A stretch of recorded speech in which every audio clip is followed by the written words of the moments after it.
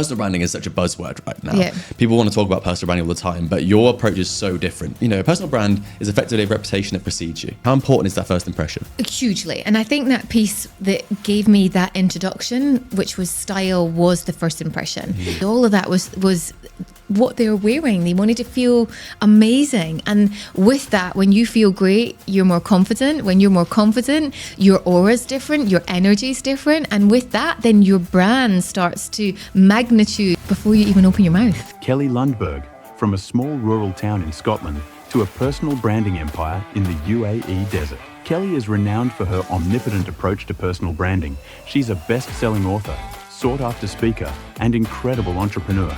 We've got the book, DC the Lemon, and there's a really cool chapter in here, which is called Never Trust a Man in Crocs. Yeah. And actually, I think if you tell that story, that'll explain this point way better than I could. Yeah, so never trust a man or woman, by the way, in Crocs. However, should my opinion of how someone dresses, should that affect me doing business with someone? You don't have to like the style for you. And that's the thing, it was never about that. There's loads of people that I'll do business with that I don't rate their dress sense, but they always look presentable.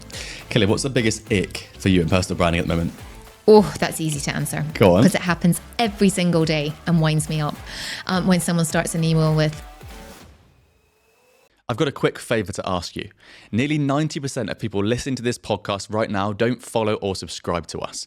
And my goal is to get that down to 80%. So if you've ever liked an episode or a clip that we've put out, please could you click that follow or subscribe button. It helps us more than you know to bring more guests onto the podcast and put out better and better content for you. Thank you.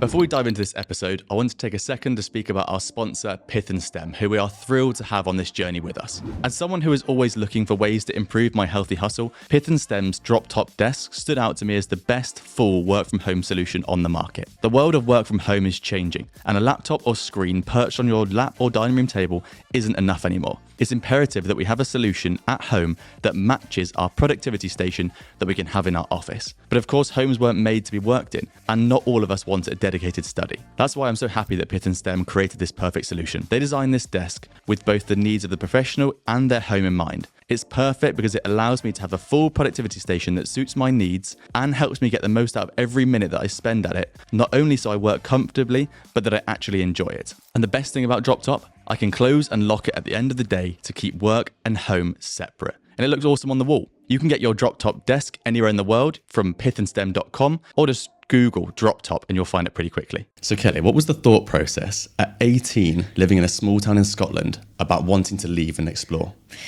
I've got two answers to that. I think the first one is, I don't think I was ever born to live in a cold country. It's a good answer. Scotland is beautiful, absolutely beautiful.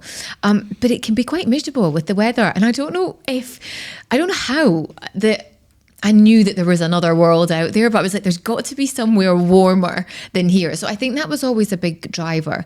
But I don't know where this inside me came, there's got to be something else out there. There's got to be something else. What is it? I don't really know. But the only opportunity at 18 that I ever saw to, if you guess you could say, escape Scotland, was to be a holiday rep. So that was kind of my first foray into expat life, which I'm not quite sure you could really call it as that. But it was an opportunity. My first destination I ever lived in was Cyprus. I'd never been before. And it was a culture shock from the perspective of, I had come from living at home at 18. I was just out of school to then going and looking after hundreds of people that were visiting visiting Cyprus at the time, and all the things that come with living in a new country, making friends and doing all that. But it was the best thing I ever did. Did you see it as a risk? Because I think we've just skipped over the part there where people listening will be like, whoa, hang on, you just upped and left at 18. Did you see it as a risk, or do you think at 18 you're sort of naive and just brazen and ready to go? Naive, and it was just like, wow, this is exciting. And I think I just thought, it's got to be better. It can't be this. It can't be like this. There's got to be something else out there. And I don't know if it was because of what we were exposed to. Younger, we went on lovely holidays. I don't know if it was magazines that I had read. Again, social media wasn't a thing then, so I wasn't exposed to anything like that. But it was just this. I think even desperation to explore, and maybe not having the financial resources to go backpacking. I didn't have that. So then it was like, okay, you could be paid and live in a warm country and, service, help other people. And that was kind of what started the life overseas. So you got to Cyprus, and what was it that you were asked to do? Obviously, I would have thought there's a lot about confidence there. Like, how did you build the confidence up to speak to these people and help them out? It's a really good question, and I think it was my biggest lesson in being thrown in at the deep end.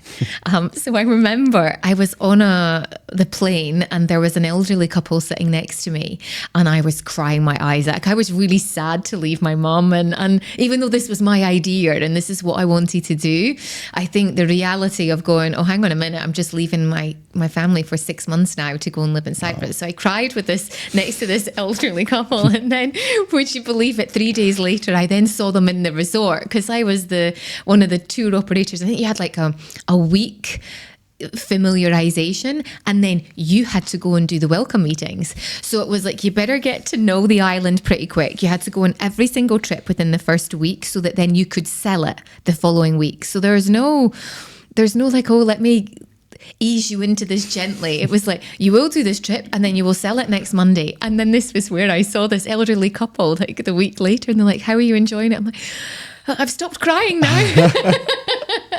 But honestly, it was the best lesson. And I look back into being an entrepreneur now, so much has come from those skills of selling. I had to sell trips. You have to sell yourself, public speaking, managing your finances. You had to manage all the excursion trips, like all of that's all things that I do today, just on a much bigger scale. It's so interesting, because I think the common denominator of all the entrepreneurs we've spoken to who are the most successful is that they learned sales early. Yeah. Probably in the deep end as well. It wasn't an easy thing. It was like, you're going to learn sales really quickly, which is probably the best way to learn it. Yeah. So when you were in Scotland, what was your upbringing like? Did you have entrepreneurs around you? Did you know what business was? Like, where did the soft skills come from? Or was it really like cut and learn in Cyprus? I think a lot of it was that. I mean, my mum was head of HR for a financial company, so she was very much in corporate. My dad was a police officer.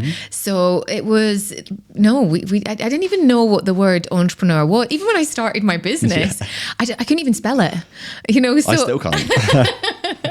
So I think there was a huge kind of lesson in really understanding, first of all, who you are, and you didn't have the influences of family to cloud judge. It was kind of like a fresh start of who is Kelly at 18 years old? What does she do? And I look back now and I think, wow, that's probably where I would say I honed in one of my most successful skills, I believe, which is public speaking. Because every single week, and I ended up being a holiday rep for 4 years. What I said would be 6 months was nearly 4 years. And what then became one welcome meeting, you would maybe have to do up to 6 in a day. And depending on how many arrivals you would have a week, you would maybe do that twice a week. So then I would be pitching in events and come to this excursion like 12 times a week. So you quickly get used to how to sell. And then I realized, looking back, the things that I could sell really well were the excursions that I loved the most. And I would take people on the island tour visually through describing, well, and I stopped off here and I picked up this and I wore this and this happened. And I, whether it was a cruise trip to Egypt, a cruise trip then to Israel, there were so many different things that I was able to sell because I'd been on them. I was going to ask you then about, when you're talking about those little areas, or how you could speak to those clients in a certain way, because obviously they've spent money already. So they're almost a warm lead for the sales, That's very aren't they? true, yeah. But I think what's more interesting, actually, when you were just speaking then, is what did you pick up over those 4 years that made those welcome meetings earlier? And what I mean is, would you go in and you'd speak and tell stories in a certain way? Or would you dress in a certain way? Would you do your hair in a certain way? Were there little tricks that you were like, I sell more if I tell this story first, do this certain thing? Was there things you learned? Props. Interesting. Yeah, props were the biggest thing that I think had a really big impact. I think even back to when I actually got my very first job as a holiday rep. So what you had to do was you had to present to everyone the at the interview, and they told you in advance what you had to speak about. And all it was you will pitch to 4 people on this date, and as part of your interview, you must give an interview. You must share a story about a date. That was it. So they said that you could talk about anything about a date. And you would be sitting in the room with all the other people. Oh, wow. Okay. Yeah, about their story of a date. And people told stories about eating dates. And people told stories about really bad dates. And I told a story and created props around winning a date. So I don't know for those in terms of the age that are listening, but there was a movie out, and I tell you, I think Hollywood captured it, because there was a movie called Win a Date with Tad Hamilton. Okay. And I had this idea that, and this was before this ever came out, that I won a date on the back of a pizza box. And what I did was I created all these props. I borrowed a supermarket basket and took it along with me to the interview with my pizza box, with the date, the win a date on the back, and all these groceries. And I got the job. No way. And very much the meetings that I did on islands, I would take, and I'm not a drawer, but I would make my own welcome meeting board, and I would bring activities and jars and things. I was like, oh, when I did the island tour, I picked up the jam, and it was like this, and all of that. I would honestly say that's one of the things that have contributed. And still now, I take props with me. So when I did a presentation, one of my very early on entrepreneur speaking events that I did, they asked me to tell my story about the first few years of setting up business. So to take people back, you're talking 2005, 2006, days before social media. And I started my business on the back of a napkin in a bar. And I actually took along the napkin, and I told people about the story about how it was, because the weekends were the weekends then were Thursday, Friday. So I was writing down all of my ideas on this Friday afternoon, and I held up at this event that I was speaking at, napkin. The queue of people that I had at the end who wanted to tell me their napkin idea. Oh, really? I mean, when you're telling that story, I'm thinking about like modern day stuff. It still works, doesn't it? In sales, sure, but also videos. If you can put some sort of hook, like that napkin, people will watch a video longer. And speaking, I guess, what I think is really interesting at the minute is that marketing is coming full circle. Like the old school speaking and in-person stuff is coming all the way back around, because people don't trust videos anymore. They don't trust other people with their dopamine. So actually, that's a really interesting way of showing what you learn in the person, or the first person, with now what you're actually able to help your clients with, right? With like how to actually put your brand out there and use these tactics. Yeah. And I think there's the senses, and I think we often miss out on how can you use the senses in storytelling to make it feel more emotionally connected, and why someone's with you. I think it's so interesting when you talk about someone's story, when we haven't even touched on the business yet, but there's so many things here that when we get to, I can see already where you've learned things from. And so I guess the next step would be when you worked for Emirates, right? So worked for Emirates, arguably the best airline in the world. Yeah. Talk me through how you got from the holiday rep job to Emirates and moved to Dubai 22 years ago? Yeah. Well remembered. You saw that post. I see everything. So after 4 years of being a holiday rep, there was that sort of penny drop moment where all my friends were graduating from university, and they were all going home from wherever they were in university. And I was like, do you know what? Maybe my time's up. You know, maybe I've done 4 years. Like, what am I going to do with the rest of my life? I was 21, coming up for 22. And I came home and I lasted 6 weeks in Edinburgh, and it was November. Like, you in Edinburgh then? Yeah, so I was going back to Edinburgh. Yeah. So after I'd done the 4 years, and every sort of season you would have kind of 8 weeks off. So I would always kind of go back to Edinburgh, work in retail and over the Christmas period, and then go back out and work in Tenerife, whatever I would go to next. And then I was back for this November season, and I was like, this weather, and I was in the job centre of all places looking for, I don't know, a moment of someone to guide me where my next job would be, because of this. Everyone else was getting a proper job, and I felt really under pressure of going, okay, maybe it's my time.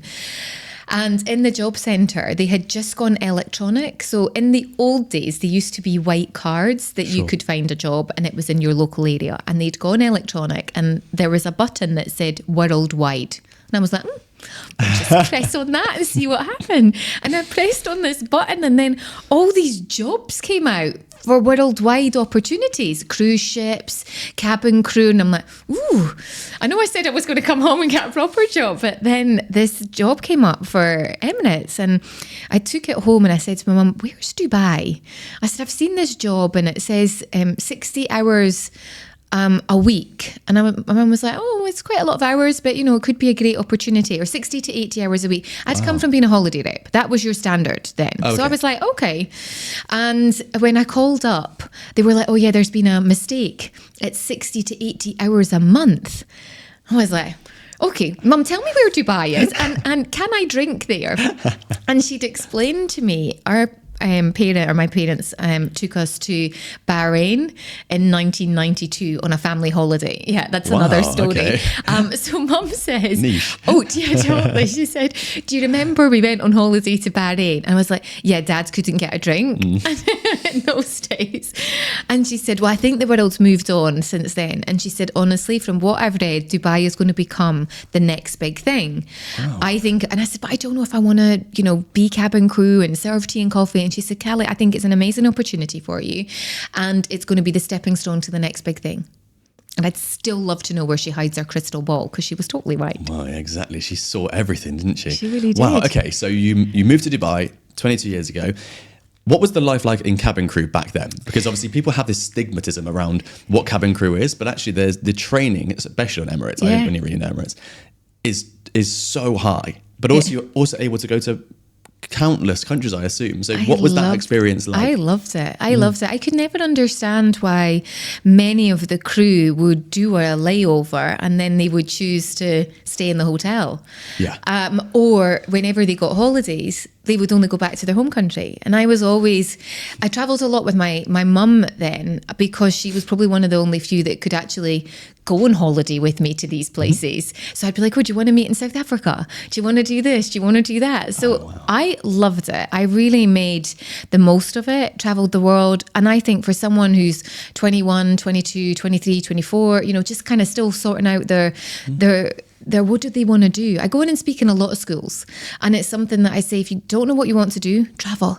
100%. Because it's really going to open up your possibilities, your mind, your everything. So I only have great things to say about that time. The training, I think, I can't even remember what it was now, 2 weeks of service training, 2 weeks, I think, of safety training, and 1 week grooming. So it was quite intense. But yeah, the opportunities that gave me, I loved it. Well, something that I've seen you speak about before, it might even be in the book actually, is when you talk about branding, we'll get to branding in a minute, and we'll get to attention to detail and how your brand has to assimilate with you and everything you're standing for.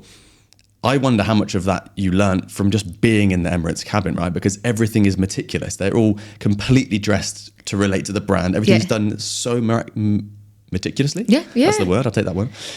How much did that rub off on you? Oh, a huge amount, I would say. And even now, when I travel, I'm still looking. And I think, oh yeah, always. Okay. And I'm like, oh, it's not quite what it used to be in my day. And, you know, there was little things that they would use. Like they were, you know, it was very much, when I was flying, everything has to be delivered, even in economy, to a passenger on a silver tray. You were not allowed to hand anything unless it was on a silver tray. Now that has changed over the years, and I think it's now a plastic one that they give it to you, even if you get one of those. But it's just like those little things, I always think made Emirates that premium experience. And even when I worked in business class, so I would always, and I think that was my experience of even being a holiday, I always wanted everyone who came to Dubai to have the best experience. So I would chat to passengers in business, and first I would have more time to do that. And there was always luxury paper in the bulkhead at the front of the premium cabins, and I would always take out like the thick paper, and I would write down where to go in Dubai, where to shop, what to do, you know, little things like that. I always remember. That's, for me, I guess, the attention to detail and the service delivery and what you would do.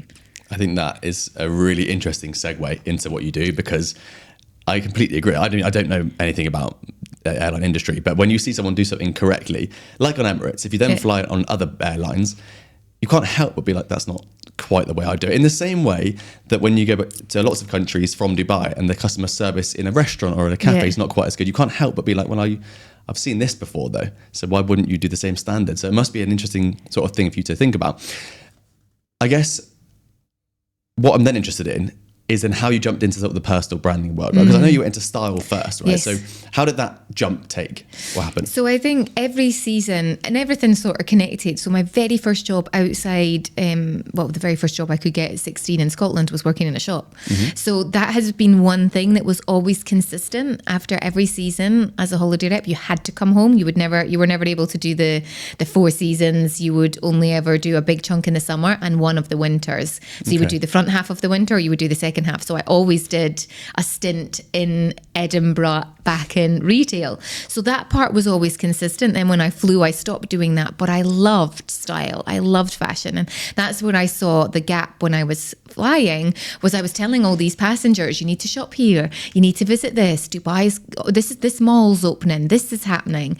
And then I was like, wow, it'd be so cool if I could be paid to just do this for people. And then this was around the time where personal shopping, rather than necessarily just personal styling, was taking off. And I thought, you know what? There's no one doing that here.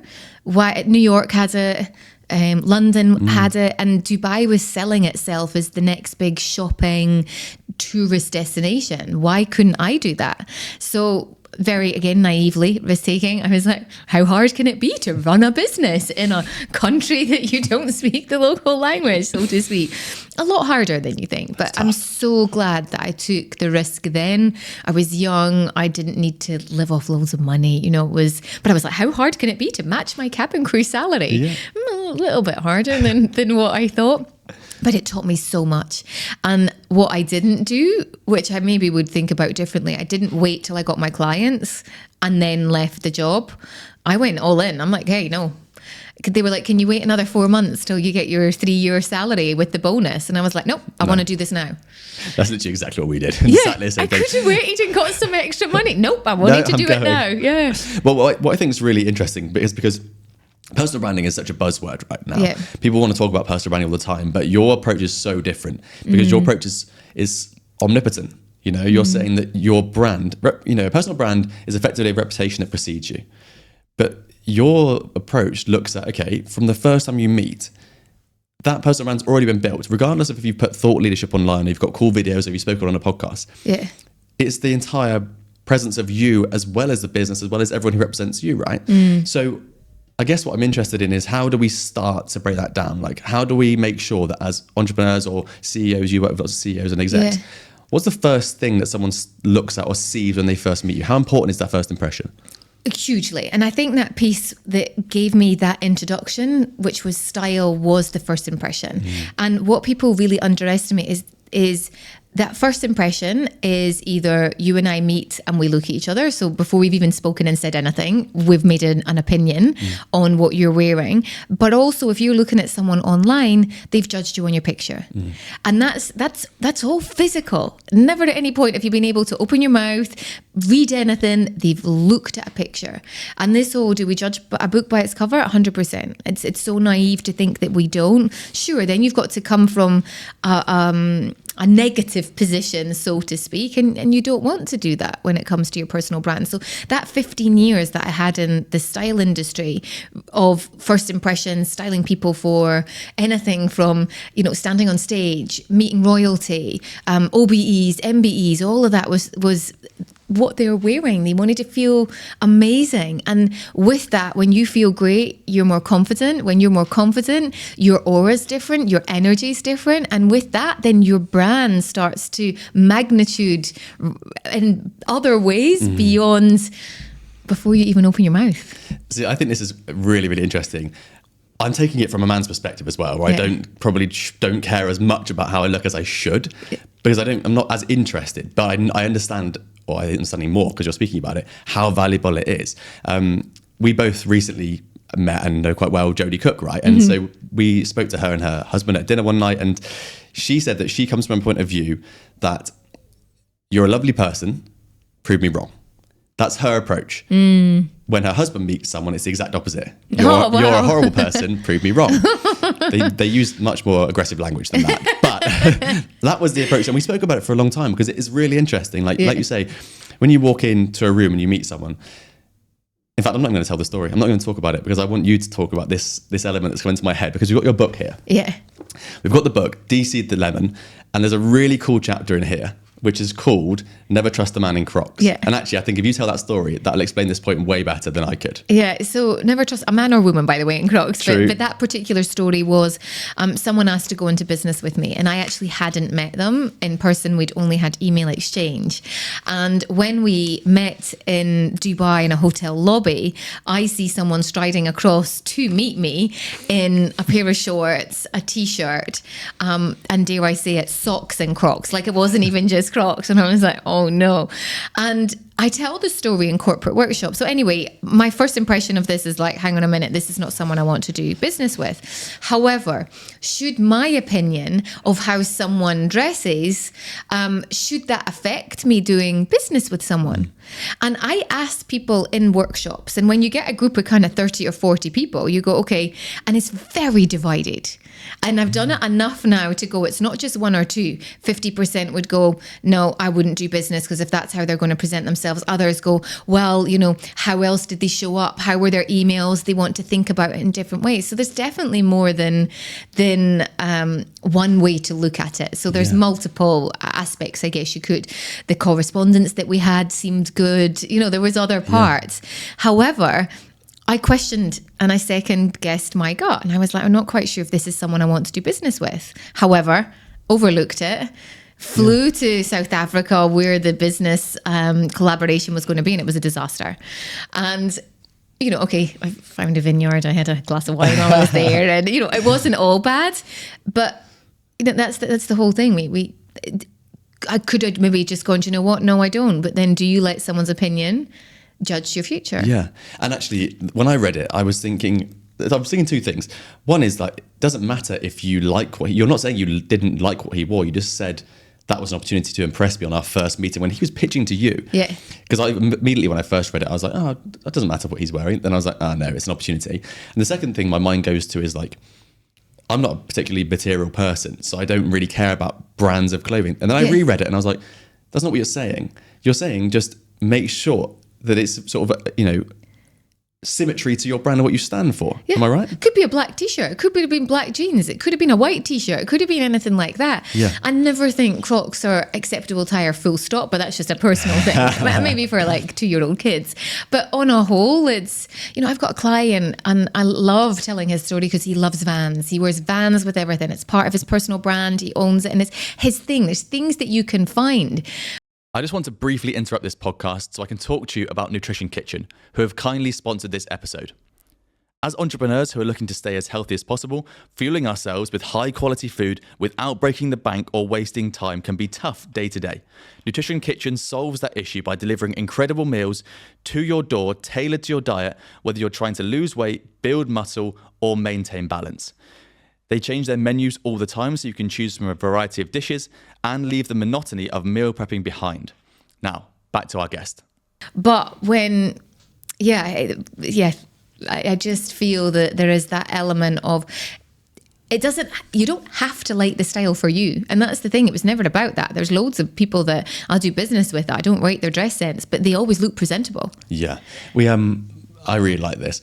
We had Sharko Lockman on recently, who's like a communication guy, and he speaks about like executive presence. So the way that he speaks is he's an incredible communicator. He has a presence when he comes into a room that's not arrogant, it's confident. And he touched very slightly on the words we actually say. He was like, it's body language and it's sort of how we deliver the words. I think something like 8% actually matters. 7 actually. 7, there you go, yeah. And so thinking back to that conversation, now I'm thinking about, okay, well, how much is it about first impression and what we wear? Because, you know, if I was sat here in like a stringer vest with like egg down the front and I hadn't done my hair, even though it looks like this anyway, this is done. I think you think you're right, there'd be a much different atmosphere in the room, right? And so I guess I'm going to angle this towards males who are listening to this, because I think we probably struggle a bit more than women, just my opinion again. what is something that we can do now as a quick win? If you're listening to this and you want to be an entrepreneur or you are an entrepreneur, just to make yourself seem a bit more presentable if you're not super into fashion or so not super into style? You know, the biggest challenge that men come to me with their brand physically and the way they present themselves is they don't know how to dress as they get older.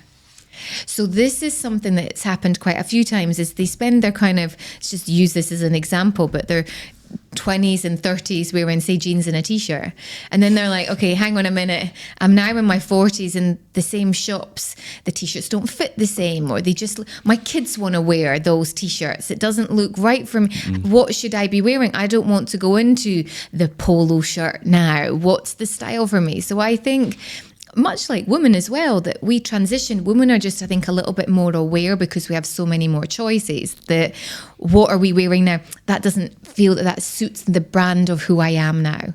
So I need to update. Maybe I want to wear a blazer. Maybe I'm all about dresses. Maybe I'm all about this. And for men, it's like, okay, the t-shirts in the places I was shopping for the last 10 years are not really the kind of places that fit my brand now. And I think that if you just look at that, you could still be wearing a cool t-shirt and jeans, but it's got a different vibe to it than potentially where you were buying it for the last 20 years. Does that make sense? It completely makes sense. It makes me think a lot that I need to go through my wardrobe, to be honest. Because I think, like, what I find quite interesting is, I hope you don't mind me sharing this, but before this podcast, when we were arranging it, you asked, I mean, you already know the studio because your awesome podcast is also in this building, but you were like, which studio we're using? What's the colour of the background? What's the colour of the set? Because you were going to match your outfit. Yeah. Which I think is such a clever idea. How important is that? And also, how can we do that going to meetings or other podcasts or speaking events? How important is that? And what should we be looking at? I think that was also through styling. You know, if you're going on a TV show and there's a green screen, there's things that you shouldn't be wearing. You know, never wear small check stripes if you're going on TV because it makes people's eyes go funny. So if you're ever doing a podcast. That's exactly what I wore. Really? So what happens is it picks up if it's really small, like herringbone checks. It makes it, the eyes go a bit distorted. Okay. You have a little look and you'll see. I mean, cameras are better now, but if it was in another room and it was all white, then you wouldn't want to wear all white because then you blend into the background. So then it's finding, knowing for me maybe here, not full black, because then it's a darker background. So if there's something that's got a little bit of a contrast, maybe. So I always try and find out, where is it I'm speaking? If I'm speaking at an event, for example, am I on a high bar stool or is it a low seat? Because if it's a high bar stool, I won't wear a dress, or I won't wear a dress that's above the knee, because when a woman, as a female sitting on a bar stool, the dress rides up and then it's too short and then you end up pulling it down. So the little details like that can make a huge difference to how you come across in a presentation, how you come across in a meeting for your brand. So for me, I think that's really important. And the other mistake I think that people really make is that they just don't have enough high quality resolution pictures for media. I had this example the other day. Someone wanted to do a collaboration with me. I created all the deck for it and I said, I really need some pictures. Can you send me over some images? And he said to me, here's my Instagram, pick whichever ones you want. No, that's not my responsibility. Send me a G Drive or Dropbox with high resolution images, not, let me go look through your Instagram and mix with everything. Like, no. And that kind of whole brand thing puts me off working with someone. Oh, interesting. Okay. Oh yeah, massively. Because I'm like, I'm not doing your job for you. If you want to do something with me, and the same with when you're working with a journalist, you've got to make their life easy. If you want to be featured on TV, if you want to be speaking at that event, this is all kind of brand building. You make that person's life much easier so that they can recommend you, that they can work with you again, and it's quick and it's reputable. I completely agree. What do you think? What's your advice or opinion on getting the balance right between changing what you wear depending on the environment and becoming familiar? Because when I started building my brand, when we first came to Dubai, I genuinely thought that I should wear the same thing. So if you go back to any of our content from 3 years ago, I'm wearing the same stripy shirt. All the network I went to, all the podcasts, TV, radio, everything, I'm wearing the same stripy shirt. And then you start looking back and you can't really repurpose the content because it looks like you're the same all the time. It looks like it was one special day. Yeah. But then we've had guests on who wear not the same shirt. Oh, you've had him on as well, Rob Moore, right? Yeah. So he doesn't wear the same shirt, but it's the same style. It's got like a belt across. Alexander McQueen, he walked straight in on my podcast. I was like, you got your McQueen shirt on? He's like, yeah. How did you know? I worked in fashion for 15 years. I can see it.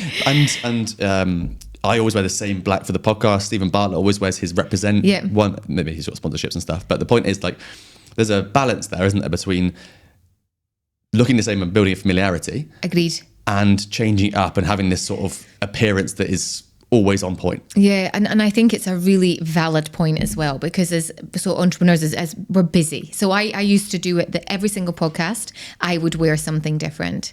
And it became a headache. One, because carrying all the stuff, it was heavy. It was so much to remember, so many different outfits if you're doing 6-8 podcasts in a day.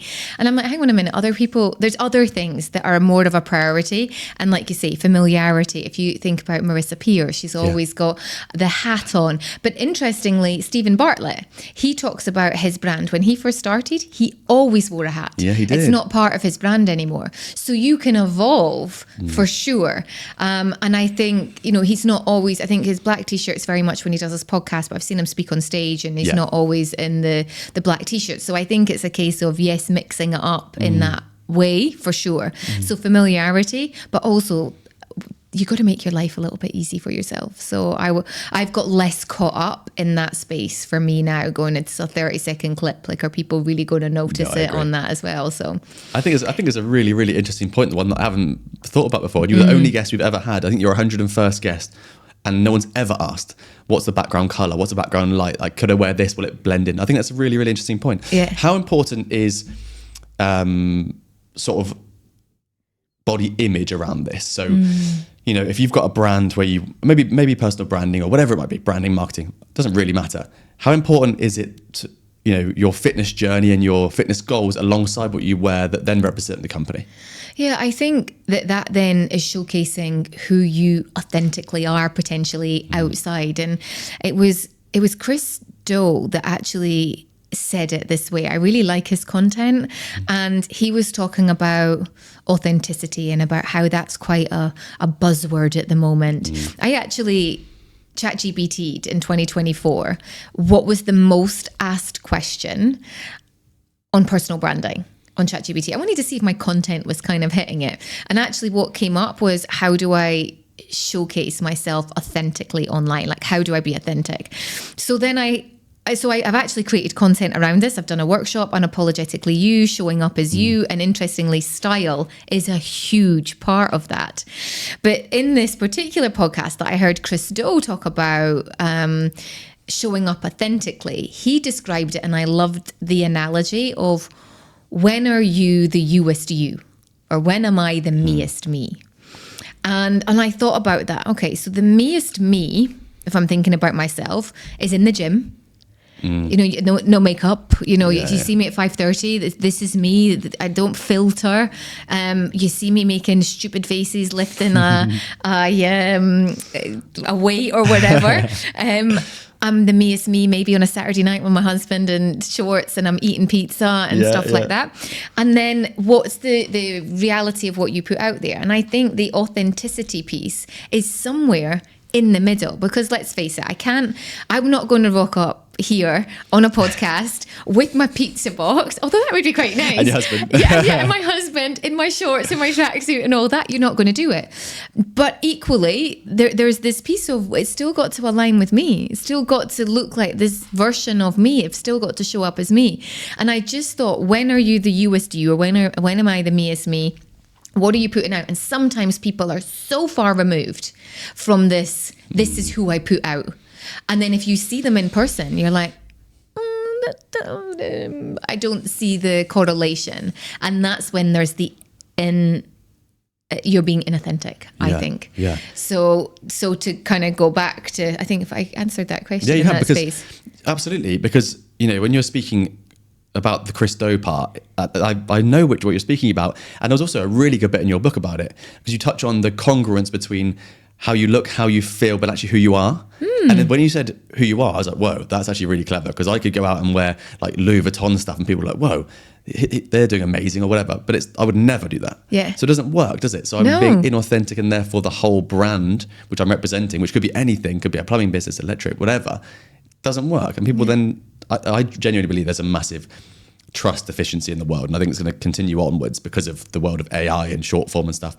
And I think what you're speaking about is such an opportunity to show who you are and show up in a way that people will just trust you more than ever. Do you know what I think the biggest piece to add on to this is? You look the part and you sound the part. And this is where I think actually the two will make your brand super powerful, because I could take you out and we could, change up this, and you could have the 5 key looks you want to have, and you look the part. And then you go onto a podcast and you're like, hi, and I've not really got anything. And all of a sudden, like, you look the part, but then you've destroyed it through the voice.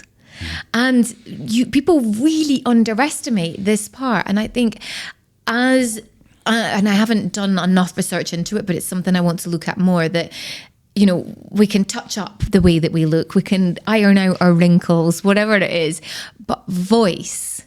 And one thing that people always say to me is, are you always this happy? Or, I send a voice note and my friends and my family will come back and, oh, it's so nice to hear your happy voice, and I think, but doesn't everyone sound like that? And no, everyone's got their own take on how they come across, but your voice recognition is part of your personal brand. So you want to look the part, great, but you also want to sound the part. And when you have those together, that's power. I completely agree. And we've had, even on this podcast, in this studio, we've had multimillionaires come on with hundreds of thousands of followers. The little red lights come on, the cameras all around the room. There's people in this room. It's quite a busy room. And they can't speak, or we're like, can you speak up? Can't really hear you. That's number one. Or they just haven't got any value to add. And then you're like, okay, this is difficult, right? Because you've shown up online in an incredible way. You've turned up here and maybe you're wearing something amazing, or the opposite version of that is you're not and you speak well, whatever. Maybe you don't speak well. And I just think you're right. You just lose trust for that person, and then you start to think, well, how's that happened? How have you managed to get through all the frameworks to become a guest of any podcast? And then you've almost let yourself down. You've let us down. And then, podcasting is not a big world. Even the world of personal brand is people are doing well. You can see who are doing well, and so it spreads. And you're like, okay, well, clearly that's not authentic, or that's not real. And it's quite an easy implosion to have. Yeah, and I think the sound piece is also overlooked. If you think about big businesses, if you think about Motorola, I heard their old ringtone the other day, and it brought back a memory. The doo-doo-doo-doo. A shudder. Yeah. Okay, so that one. But then if you think when you turn on a Dell laptop, it's got a sound. And all of these big brands have a sound that goes with them. Netflix and Apple come to mind. Exactly. So you also have a sound that goes with your personal brand, and you can get better at communicating that sound so that it's you. And as we move more into the whole piece with AI voice is that it sounds like a robot. So we can get AI content, copy and paste and put that out, but we haven't quite got your sound quite yet. Yeah, I don't think. And I think that's a really good point, is that the sound is actually almost more important than not what you're saying, but oh my God, what's the point I want to make here? The sound of your voice is really important, but a lot of communication experts will go, you're speaking too quickly, or you're not enunciating. And I just think that is part of your sound. Yeah. As long as you're saying stuff that's valuable and you've not got massive foibles, the sound is you, isn't it? If you I speak quite quickly, you speak relatively quickly. Yeah. If we were to slow down and change massively, you'd be like, what are you doing? You're being fake. So I guess there's things we can add and change, but actually it's really important. Just like the word authentic keeps coming up, doesn't it? Like just try and be you and stop trying to fake it and be someone else. Yeah, and practice. I think being aware of how you communicate. So there are little bits that we can get better and using body language and hand gestures to emphasize points that we would want to versus not communication. Because ultimately, I think it all comes down to communication, where if you want to be more memorable, if you want to get more clients, if you want to get promotion, it's down to, being more memorable, telling the stories. And that all comes back to your personal brand. Kelly, what's the biggest ick for you in personal branding at the moment? Oh, that's easy to answer. Go on. Because it happens every single day and winds me up. When someone starts an email with, "Hi, I hope you're well."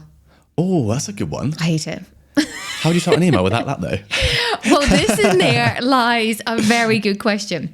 So because everyone does it and ChatGPT loves it as well, you then sound like a generic AI. So I've had many conversations with people over this because people get quite defensive about it because they go, "But I mean it." And I'm going, "Quite sure you mean it." And so did the 10 people that didn't mean it when they sent me the exact same opening.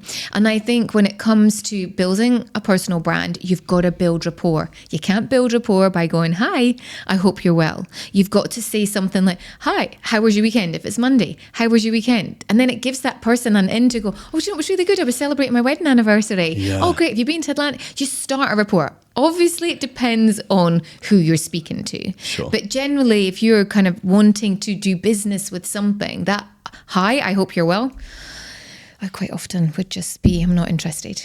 That's a really, really good point. It's not original. No, it's not. And I guess what you're doing there is being quite clever because you're looking around what is AI doing and now what do I need to do to be completely different? Because AI is always a step behind in the communication we have now. It won't always be. It reminds me of in my second year of uni, I did an exchange in France and there was loads of people from America and Mexico on this international program. And I don't know if it's the same in Scotland, but in where I'm from, like Bath, southwest England, you'd always go like, "Morning, you're right?" And you're just saying you're right. But you're just saying it like that you don't care. And every single time I'd say it for the first week, it would confuse people. They'd come over and they'd be like, "I'm absolutely fine. Has something happened?" And it's that sort of throwaway comment that if I was in a business meeting and I just said that, you're completely right. It would completely change the perspective of what we're talking about. And that it just comes across as wasteful small talk almost, doesn't it? Yeah. And I think we're so pressed on time, but we're looking for originality. We want to develop rapport with people. Ask a question. If you really care about me, I hope you're well. Because it actually says, I cannot be arsed thinking about what else to write in this, or I can't engage my brain anymore into this. It's exactly the same as when you meet someone for the first time and you go, "Hi, how are you? What's your name? What do you do?" How long you lived in Dubai? Why does it matter? Because if you say that, you're just trying to gauge if you're more or less successful than probably. Yeah, and I think it's what put me off networking events for so long. And I now I always remember Lewis Howes actually talked about on a podcast. He would actually really go into real personal questions of, so how's your relationship with your wife? And the first kind, like really, and I was like, I get the different questions, but he was like, I want meaningful conversations. And I'm like, yeah, okay. But not too much. Yeah, but it was on a podcast, but I will ask different questions, and I really encourage my clients as part of their brand to be thinking about questions that they want to be known for, questions that they want to be remembered for. And one of the things I love doing as sort of a giving back to the community is and bringing communities together is hosting speed networking. And I really like the opportunity for people to meet in that condensed space, but always get them to ask a different question. And as a running theme, I always try to get them to find out one thing that they've got in common with every single person that they're meeting. And it's brilliant because it just makes them think about, when's your birthday, or, how many kids do you have, or, where did you used to live? And the stuff that comes out of that, it's amazing. That's a way better way to do it. I like just to say, what do you do for fun? Because then they might be like, well, I walk my dog, or I kite surf, or whatever. Talking about your clients, you've got a really cool business in Dubai, brand new, and you've got a lot of clients, and you speak, you're in Forbes Middle East and TEDx, all these different things. And we've got an exclusive because today you have brought your new grow map, and I want to talk about it. Yeah. I want to talk through it. In fact, I want you to talk me through it because we were going to have an overhead camera, but we've not done that. So we've got 2 cameras on Kelly. So if you're listening to this and you haven't got the video up, put the video up because we'll pop this on the screen. And this is going to be a really helpful way to see how you can grow your personal brand, right? Yeah, so I think I'm very visual. So I think often you're always best placed to serve the person you once were. I really believe that. So I think a lot about my journey of going, I really love visual things. I really love seeing my goals visually, ticking things off. Like that part's never changed. And I was like, always, how can I enhance the experience for the client? How can I make sure that I've ticked off everything that I want them to have and they can see it in front of them and it can evolve? So the idea behind the Grow Map was I have broken down personal branding. When I looked at my own journey of building a personal brand alongside my business, I felt there was really 7 key areas that people needed to consider when they're building their brand. It's not just, hey, I've set up on LinkedIn and I'm posting now. And what were the elements that really make a successful personal brand journey? And where do they start? So what I wanted people, and I don't think they spend enough time with, is their origin story. So I get them to think about what is their origin story. And interestingly, origin stories change.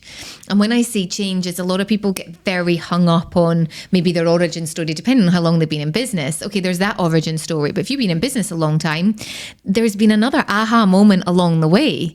You know, my origin story was really selling my styling agency and I'm starting something new. And that was a whole thing rather than just the Emirates piece. So there's a couple of elements that you can add in there.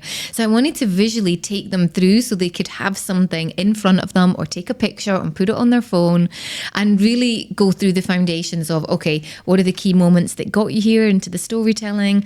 What's your origin story? From there, understanding, well, what made you make those decisions and understanding your personal brand values that drives you to, you know, one of mine is inspiration. So everything that I do usually leads because I want to come on this podcast because I want to inspire someone to take action today. So you've got your personal brand values, really keen from understanding, and ultimately obviously in the middle you've got the big part of purpose, like what do you want to do, who do you help, your elevator pitch, like everything's kind of around that and everything else comes off that. So like getting people to understand what their UPBS is. So UPBS standing as their unique personal brand system or solution, framework, methodology, what makes them them. And when they have that, then they can go, okay, these are my content pillars, these are the things that I want to talk about, this gives me key areas that I could go and speak in the media, which is where the spotlight opportunities are, or what can I speak about? And then when they see it all in front of them, they're like, okay, that makes sense. And they can start to build on that. I think it's really good. It's a really good visual for this, because even that we said about the origin story there, you know, I think, I mean, I tell 3 different origin stories depending on who I'm speaking to. Like you say, you've got one that goes back to when you're like 5 years old. You've got a big life event probably that maybe you have that changed the course of where you're going. Maybe you have a more recent one, which can be named as different stories, but they're all origin. Yeah. And what I think is really interesting, especially from the podcast perspective, is that a lot of people will come on, and if you give them an opportunity and don't control them, they'll speak for 45 minutes about their origin story. Yes. It's the most interesting thing in the world to them, how they've got to where they are, successful or not. But equally, you have guests on. Dan Priestley's a great example where he, more often than not, won't tell his origin story. Yeah. Even if you lead him down it, he'll be like, no, I'm going to take it away, or I'm going to skip over it very quickly, because he knows the value. Yeah, exactly. He knows enough people have heard it, and he knows he wants to get to the value, because that's the best ROI for his time on a podcast or in media. Yeah, even when you see him speak on stage, he doesn't really tell his origin story. He just says, I got a business from 0 to 1.3 mil a month in the first year. And you're like, okay, cool, I'll ask that. How you do that later. I think I've also noticed, and that's something that I'm very aware of with clients, is a lot of people have got an origin story starting in COVID. And I really, as much as that's a real pivotal point, I think that it's something that came up when I was publishing my book, that they had said, be very careful about referencing COVID because it's really going to date your book. And there's nothing in my book about COVID. It's not that I don't, or maybe mention something, it's not completely, but it dates it. And I think when a lot of people are in, you instantly go, oh, 2020, or back to that, and then people go, oh, where was I in COVID? And their head goes to them because it was such a global event, whereas an origin story, I feel, should be kind of personal, or that might have been so I had it with a client the other day, and she's like, you keep telling this origin story of 5 or 6 years ago, but you as a person have changed so much. And I said, and I think you're missing something else on this. And it was just like the penny drops, and she's like, yeah, I've done this and I've done this and I've done this, and I don't even talk about that. And that's got way more value and way more credible than, oh, this was my aha moment during COVID. Yeah. And that needed to stop being the big piece And that needed to be the smaller, less relevant part of it. So how far back do you think an origin story should go? Because some people will say it should go back as far as possible. And some people go back to, no, it should just be around your aha moment of, when I had my first child, I realised no one was supporting mums or whatever it might be. Yeah, I think it depends what you're talking about. Because I think from my perspective, like we brought up, the crew, the skills that I've learned from there. So I think that was relevant, but it's not relevant in every conversation. But certainly for me, brand building, I built my brand while I was running my styling business. So people often kind of wonder where that came from. So there has to be a bit of a story into that. And it organically goes into the evolution. Your personal brand will always evolve. And people think that, okay, this is what I've decided, this is the niche that I'm in. And what I'm doing and what my clients are doing are the perfect example and demonstration of you keep evolving. You keep evolving, and you've got to share that as part of your story. Yeah, absolutely. You keep evolving. And also, like I'm linking in my mind right back to the first thing we spoke about, which was about you going to the holiday camps and building your confidence, right? Because it just feels like people they think they're boring. Or they haven't got the confidence to I'm not even going to talk about social media or that kind of thing. Just they haven't got the confidence to put this together. And so I love that purpose is in the middle, because I think if you put your purpose there, surely that is confidence, because you're going towards something that is beneficial to more than just you, and therefore you build confidence from that. Is that right? And there's always one person that's going to be listening to your content or listen to what you're doing that is one step behind you, and you've got the value to help them. And I always say, you're doing a disservice by not sharing the knowledge that you've got. What is obvious to you is amazing to others. And it's just, all you need to do is help one person. And people get so caught up with that. Only 5 people liked my reel, or only 10 people liked my reel. And I'm like, hey, if you've got 10 people in a room, would you be happy? Yeah. That is such a good point, because if you literally had 10 people in a room, that is decent. You'd be so happy. Yeah, exactly. What do you think the future of personal branding looks like? The reason I ask, is just because obviously there's 2 ways of looking at it in my mind. Is like, there's the AI side where it's going to help us loads. Yeah. And then there's the other side where if everyone has personal brand, no one has. So how does that work? Yeah, I think it's where there's going to become creative ways to show your individuality. I see a space that I still don't think people are leveraging enough from is their own personal branded website. I think having that, whether you're corporate, an employee, or whether you're an entrepreneur, having that is a must. And that will be with you as you transition through careers. That will be with you as you transition through different, I had a personal brand website when I was a stylist. I have a personal brand website as a personal brand strategist. It's completely different, but still my same domain name. It's just evolved. So I see more of that. Video content, I do feel, is still going to be something that people really enjoy, because it's harder to copy that, recreate that. So that's where you get the visual, it's where you get the sound, and it's where you get the personality from. Yeah. So I think that piece, it's still going to grow. It's the reason why YouTube is still there, and even more so now than ever. Yeah, long form content is unreal. So this is why I think the conversation with you has been really interesting so far, because people think personal branding, just from my, my sort of group, they think personal branding is like Instagram, or you've got a YouTube channel, therefore that's your personal brand. Yeah. But then they post a video or whatever, a TikTok, whatever, and then you meet them in person and they're nothing the same, or they post it and then go back to their TV. But what you're saying is that it is, like we said earlier, omnipotent. It's everything. How you speak, how you style yourself, how you show up, how your body language is, even the knowledge you have, plus the videos and the written content, that is a personal brand. And I don't think anyone's speaking like that. No one's giving that full 360 view. Yeah. How do you make someone feel when they come into contact with something you say or do? How does someone feel? How does someone feel when they meet you for the first time and you get a handshake? How does someone feel when they see you for the first time? How does someone feel when they look at your LinkedIn page? Are they like, oh, they don't post anything. Oh, I've got an opinion on that. Or, oh, wow, they've got sunglasses on and it's a black and white picture. Who do they think they are? I mean, these are the things. That's how you make someone feel when they first see. So it's the whole package. And people don't remember always the words that you say. They remember how you make them feel. That's such a good point. It's such and a good point. that's your brand. It is so true, yeah. Because I guess a really strong personal brand is when you meet someone, you feel like you already know them, which is where people like the Kardashians have done a better job than, say, England footballers, because they're probably equally well known within their niches. Yeah. But I don't feel like I know Harry Kane or Yeah. David Beckham very well. If I met them, I'd be like, oh, how was that goal the other day, you know? Whereas I feel like if someone who was a Kardashians fan met them, they'd be like, oh, I love They know that. the ins and the I don't outs. know anything about the Kardashians, but like I feel like they would know enough to have a conversation. Yeah. I guess- Reality. I suppose there's that element of they very much do reality and, well, is it reality? We don't know. I think a lot of it is staged, but there is so much of that kind of, just where platforms, the B-roll, the kind of the behind the scenes, what's it like? And that's where you see on TikTok, like the amount of times people say to me, they much prefer the platform of TikTok now because really? it feels more, they don't have to, they feel that you have to make Instagram pretty. And TikTok is just, you show up as you, which I thought, again, that's a brand in itself. Instagram has curated itself as being a prettier platform. You need to Photoshop this or do that, versus TikTok. Hey, it's the real you.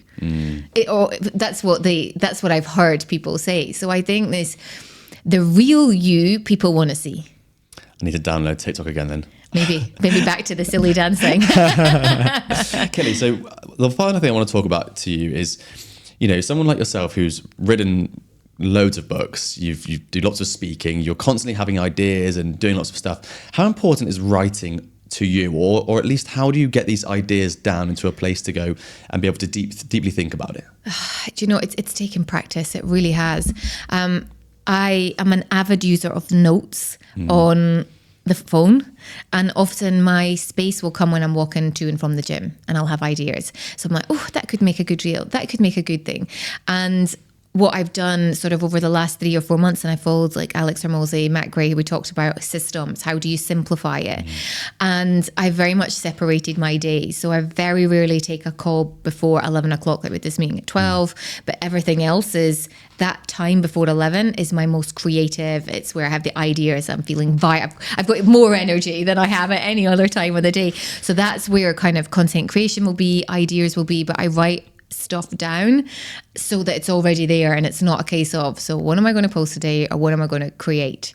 So I very much use that space, and I have all my links. So I've got on the notes form, I've got a link for reels, ideas for reels. I've got one for YouTube. I've got one for longer form content of written blogs and carousels I want to do. And then it's all in one place, and it's all on my phone. And that's obviously linked to my computer. So depending on where I am, I can do both.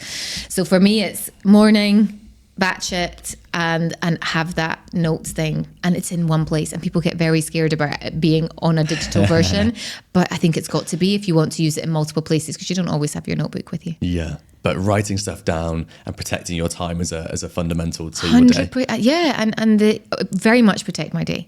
And like on a Monday, very rarely, like I'll never take calls. Never take calls. It's my day for either doing content creation, which I put this in content creation, giving value, but very much this is my day. Yeah, I love that. I've started backfilling my day as well. So if you want a meeting, the slot we go for is 5. Oh, and then that's it comes back interesting. towards lunch. So all my meetings are the latest in the day. The morning's free always. Yeah. And then after lunch, there's like that many slots, and we'll start the first one you book in is 5. Ah, that's a good idea. I haven't thought about it that way, but I do try and keep the calls or meetings always in the afternoon. Yeah, it's so but much the easier. back, well, yeah, that's a good one. I like that. Think about it. Anyway, Kelly, it's been brilliant. Thank you so much for coming on, giving so much value, and amazing. Thank you. My pleasure. You asked a brilliant question. So. If you like these episodes, feel free to subscribe to our Healthy Hustle newsletter below, where you'll get behind the scenes information from our guests, as well as from the studio operator who helps us create these cinematic episodes. It's also full of business advice and tips, and it will help you join the community of healthy entrepreneurs.